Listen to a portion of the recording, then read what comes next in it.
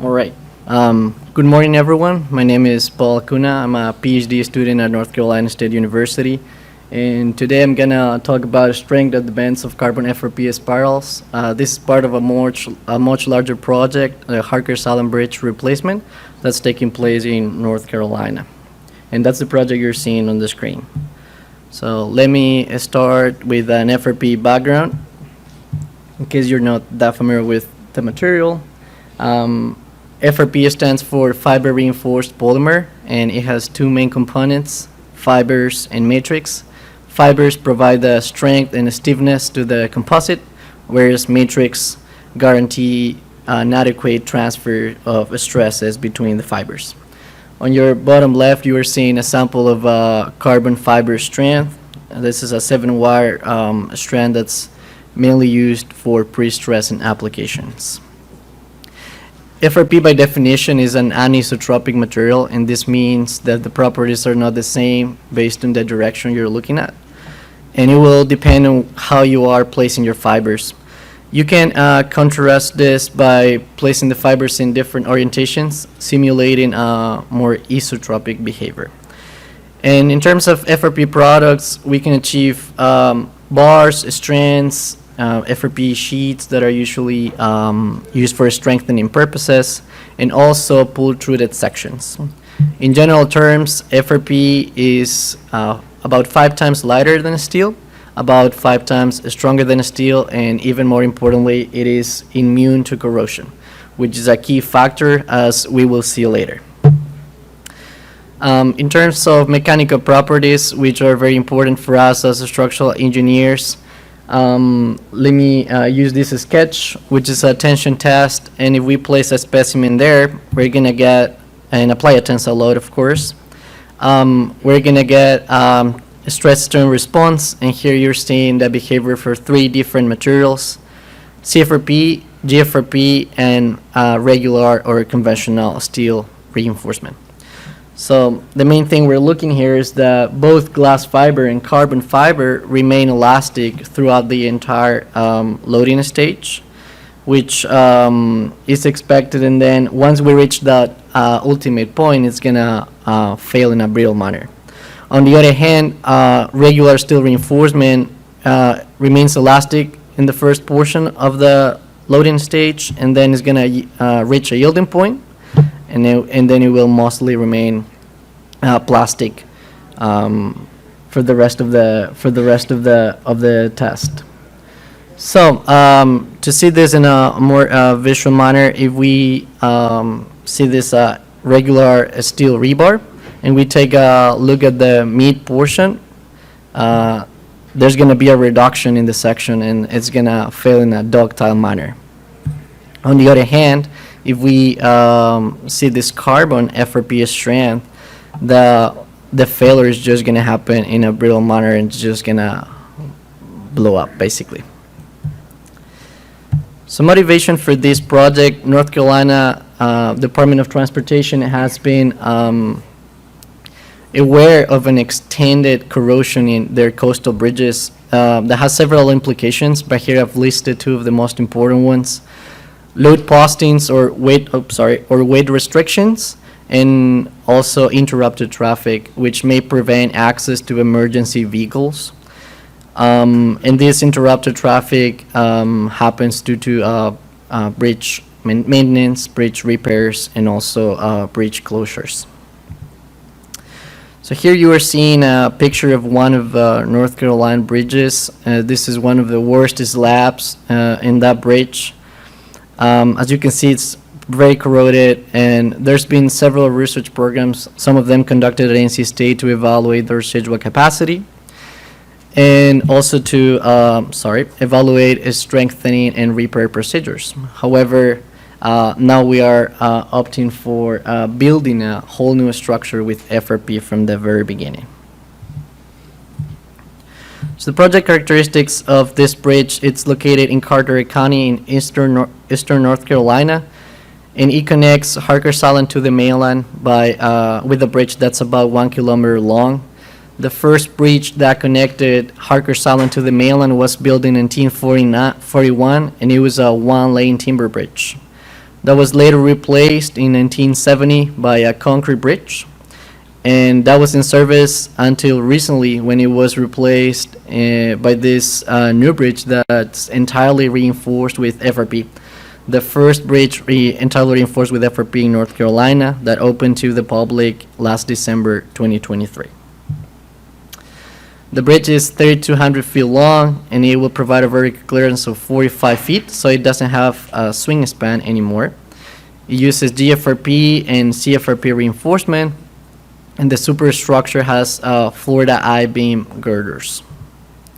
It's got 28 spans that range from 100 all the way up to 160 feet with that navigation span.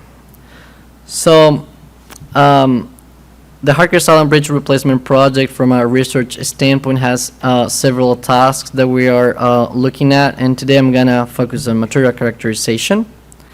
And even within material characterization, we are conducting several tests. So we're gonna look at the bend strength of the spirals in this case.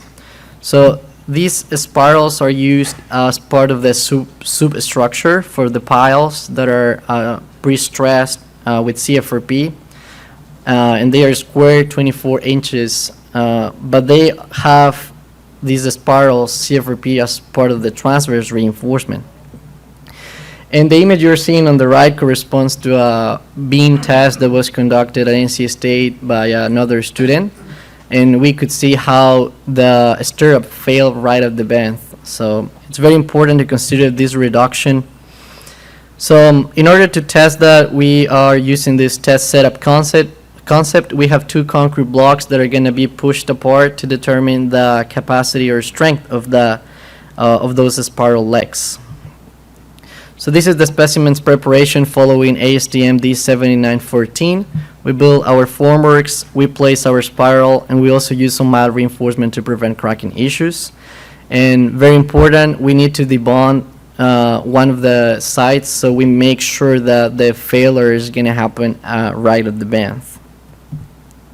We pour the concrete, and this is what the test setup looks like. We're using two hydraulic jacks to prevent any eccentricity or rotation, and we are using two strain gauges, one at each leg, also two extensometers to verify the strains we're getting, and an LVDT to capture the displacement between the two concrete blocks. This is a typical failure, and so far we've always failed only one leg, which is expected. Here I was supposed to have a video, but we couldn't make it work. Sorry about that. If we plot the results of our test, on your left, you are seeing the displacement between those two concrete blocks versus the load, and on your right, you are seeing the micro strains captured by the strain gauges versus the load. So we can see elastic behavior for the most part. However, we also can see that there's considerable variation between those spirals, which we think corresponds to different, I wouldn't say errors, but different factors affecting the manufacturing of those spirals. So if we plot the rupture forces for the 19 tests we've conducted so far, this is what it looks like, and our mean is 6.5 kips. And regular lower bound used is the mean minus 3 standard deviations, and that would correspond to only 3.3 kips. However, the manufacturer on their data sheets and their website is reporting a value of 13.1 kips, which is about 4 times higher, and it makes sense because this value corresponds to the straight portion. But that reduction, because of the bend, is not being considered, and that's what we are looking at. So future work, I would just say that this test started because of the quality assurance, quality control process that we were conducted for this project, testing all the lots. But we've identified a good niche of research here. So now we're gonna test some more specimens taking a close look at the geometry, and ASTM states that it needs to be a square and it can only deflect up to 5 degrees within that 90-degree angle. And also the radius is a very important factor. So this factor of R over D, the radius over the diameter of the bar, should be higher than 3 according to ASTM for glass FRP bars. However, the R over D ratio for Harker's Island project was only 2.23 according to the manufacturer.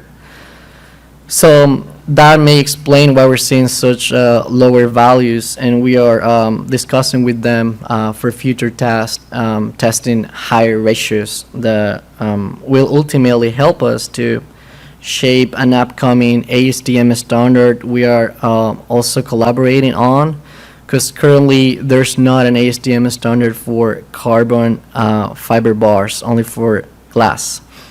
And for glass fiber bar, the ASTM standard states that the guaranteed ultimate tensile force at the bend portion should be at least 60% of the value in Table 3.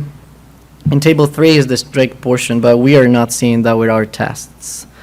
So we want to come up with a table like Table 4, where we suggest the minimum bend diameter for the different diameters. So that's our next step. And with that, I'm going to finish my presentation thanking the North Carolina Department of Transportation for providing the funding, the staff of the Constructive Facilities Lab at NC State, and of course, Sam Valmasoy, who worked as an undergraduate research assistant in this project and who happens to be in this room this morning.